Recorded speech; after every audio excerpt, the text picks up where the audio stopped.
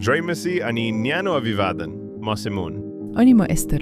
आज हामी एउटा यस्तो विषयमा कुरा गर्दैछौँ नि सिमोन, जसले सायद सुन्ने हरेक व्यक्तिको हृदयको कुनै न कुनै कुनालाई पक्कै छुनेछ।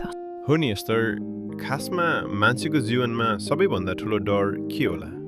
मलाई त लाग्छ एक्लै भइने डर, वा मलाई कसैले सम्झँदैन कि भन्ने चिन्ता।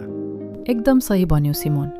यो संसारको भिडमा त मान्छेहरू धेरै छन्, तर कतिपयको मनभित्र एउटा सुनसान आवाज गुन्जिरहेको हुन्छ, म त एक्लो भएँ कि क्या हो? आजको हाम्रो यो संवाद विशेष गरी उहाँहरूका लागि हो जसले आफूलाई बिर्सिएको महसुस गरिरहनु भएको छ। त्यसैले आज हामी कुरा गर्दैछौँ मानिसले बिर्सिने प्रेम र परमेश्वरले कहिले नबिर्सिने त्यो अनन्त प्रेमको बारेमा। एस्तर, एउटा कुरा सोचौँ न, यो संसारमा सबैभन्दा बलियो र निस्वार्थ प्रेम कसको होला जस्तो लाग्छ तिमीलाई? धेरैले त बिना सङ्कोच भन्छन् नि, आमाको प्रेम। एउटी आमाले आफ्नो सन्तानका लागि जे पनि गर्न सक्छ। त्यसैले त आमालाई प्रेमको जीवित रूप मानिन्छ, होइन त?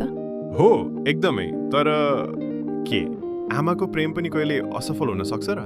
सुन्दा नमिठो लाग्न सक्छ सिमोन, तर बाइबलले एउटा अचम्मको वास्तविकता खोल्छ। यशाया 39:15 भनिएको छ, के कुनै आमाले आफ्नो दूध खाने बालकलाई बिर्सन सक्छ र? त्यसले बिर्सन पनि सक्छ, तर म त तँलाई बिर्सन सक्दिनँ। यसको अर्थ त परमेश्वरले यहाँ आमाको प्रेमसँग तुलना गरेर आफ्नो निष्ठा बुझाउनु भएको रहेछ है। आमाले आफ्नै बच्चालाई बिर्सनु त असम्भव जस्तै कुरा हो नि।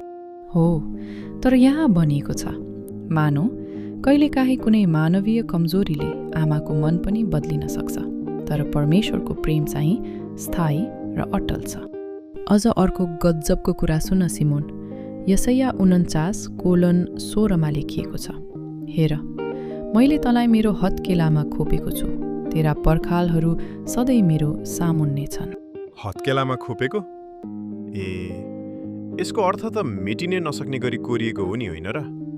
कलमले लेखेको त मेटिएला, तर हत्केलामै खोपिएको कुरा त शरीर रौन्जेल रहन्छ।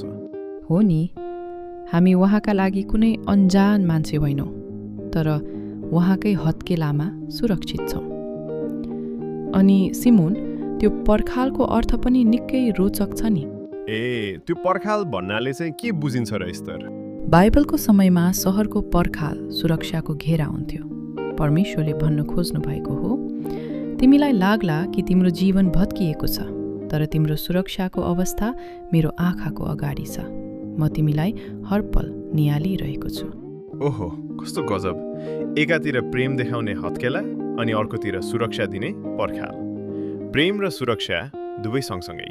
तर एस्तर, यो प्रेमलाई उहाँले कामद्वारा चाहिँ कसरी प्रमाणित गर्नुभयो त?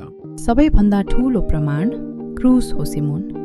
यूहन्ना 15:13 लेखिएको छ, आफ्ना मित्रहरूका लागि आफ्नो प्राण दिनुभन्दा ठूलो प्रेम अरू कसैको हुँदैन।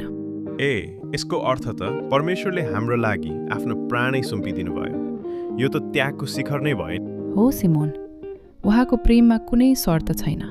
उहाँले भन्नुभयो, तिमीहरू यति मूल्यवान छौ कि तिमीहरूको जीवनका लागि मेरो जीवन पनि सस्तो ठाने। यो सन्देशले हामीलाई डर होइन, एउटा ठूलो भरोसा दिन्छ। कस्तो अद्भुत कुरा! ओहो एस्तर, आजको यो कुराले त आँखा खोलिदियो। हेर्नुहोस् न, संसारमा आज आमा छोराको प्रेम टुटेर वृद्ध बुवा आमाहरू वृद्धाश्रममा हुनुहुन्छ। सम्पत्तिको लोभले दाजुभाइ बीच वर्षौँदेखि बोलचाल छैन।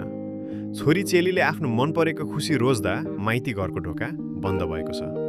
यी सबै त स्वार्थका भण्डार रहेछन्। संसारमा आज सम्पत्तिको लोभले आफ्नै सम्बन्धहरू भत्किएका छन्। मान्छेहरू कति स्वार्थी भएका छन्। हो नि, यो संसारको रीत नै यस्तै छ। तर अब बुझियो, संसारका यी दुःखहरू क्षणिक हुन्। अनन्तको प्रेम त केवल परमेश्वरसँग मात्र छ। हो है, उहाँकै प्रेमको अङ्गालोमा बसेर प्रार्थना र आराधनामा रमाउनु नै उत्तम रहेछ। मलाई आशा छ हाम्रो श्रोताहरूले पनि यो कुरालाई गम्भीरतापूर्वक विचार गर्नुभएको छ। पक्कै पनि। हुन्छ त, आजलाई यति नै। यो प्रेमिलो सन्देश अन्त्यसम्म सुनिदिनु भएकोमा धेरै धेरै धन्यवाद।